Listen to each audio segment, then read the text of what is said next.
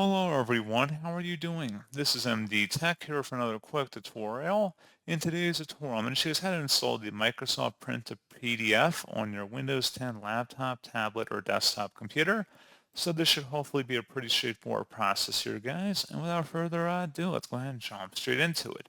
So all you have to do is open up the search menu, search for Turn Windows. Best result should come back with Turn Windows features on or off. Go ahead and open that up. And then scrolling down, you want to locate where it says Microsoft Print to PDF. Go ahead and check mark inside of there and select OK, and then give it a moment.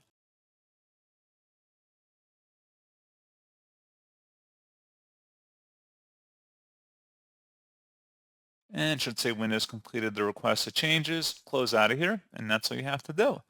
So pretty straightforward process, guys. And as always, thank you for watching. I do hope that was able to help you out, and I do look forward to catching you all in the next tutorial. Goodbye.